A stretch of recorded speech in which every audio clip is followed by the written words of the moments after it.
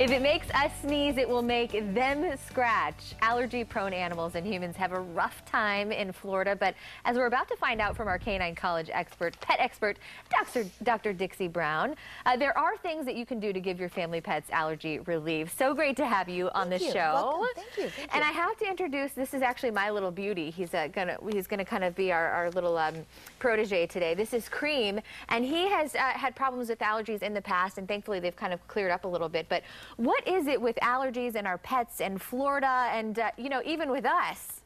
It's rough here in Florida. You can have an allergic dog up north, and if they come down here, they tend to be about 100 times worse. Tend to be, not always. But we have pollens every 2 weeks. We have our grasses here that we call grass and we spend a lot of money on are actually weeds. And so they're very allergenic. They burn and they itch, and you'll notice the dogs go out and then they want to chew on their feet afterwards. On their feet, that's what I see a lot of and hear a lot about. The little dogs that walk along the cement and they jump down and then they jump back up It's again. so funny you point that out, because they avoid it. They find that pathway in the yard where they're not bothered by it, at least. So what can we do about it? Is there relief for us? You know, what's the first thing we should do if we know? Or actually, you know, first of all, what signs should we be looking out for when it comes to our pets? Is it scratching? Is it... With animals and they're allergic, it tends to be ears and feet first. Okay. And then body second. Not every dog reads the book, right? So some do differently. Some will have eye issues, some won't. But generally they're going to start itching, and then they kind of really get out of control.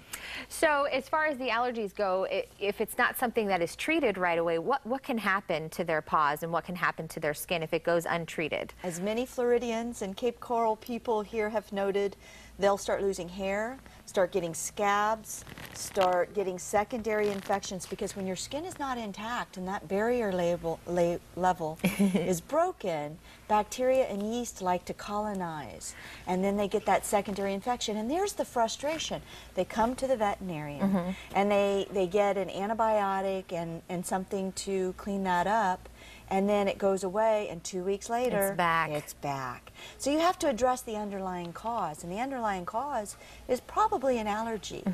The three things that cause itch, and I've said this over and over again, are fleas, number one, need to be on something. Food, possibly a component. Food allergies, yeah. And Florida. And that's something rougher. just you can't do about the area that we live in, except keep an eye on what's happening to them. Yeah, you can't put your dog in a bubble. Right. So we have to manage it, and that's where it takes that communication between you and your veterinarian. I always ask, on a scale of 1 to 10, where are they? Are they a 3 out of 10 on the itchy scale, or a 10 out of 10? And that's my way of knowing from you if the animal's doing better or not. And then I know if I can back down on management or give you other alternatives. You know, so we work together as a team. Now, Cream here is a Border Collie. Are there different breeds that are affected more than others, that it bothers? Good question. Across the board, I have dogs of all types. But I would say my West Highland White Terriers, God bless them, and my Labs are high up there, my Cocker Spaniels. Okay. Those are kind of, for some reason, we see a lot more, but that doesn't mean at all. It's all dogs. And sometimes they'll come down and they'll have 1 year free. Okay. And it's like the second year. When food is a component, I notice that they usually start to get itchy around 6 years of age. Oh, so as they get a little bit older, huh? Yeah. Interesting. It can happen. Now, we kind of have the same season, I'm going to say, here in Florida. We have a slight season change. I think you do notice when winter time comes around, it does actually cool down. But do you notice during the different times of year, is there a change in the allergies? I have noticed that with some dogs there's a cyclical event, but overall I'll have some dogs that are more itchy in the summer and some that are more itchy in the winter. It just has to do with what's blooming. I noticed that when red tide is high, oh yeah, it's amazing. As far away as we are, oh yeah, how I'm busy. Them. Unbelievable. Very busy. Unbelievable. Well, if you have any questions for our pet expert, post to our Facebook page, go to our website.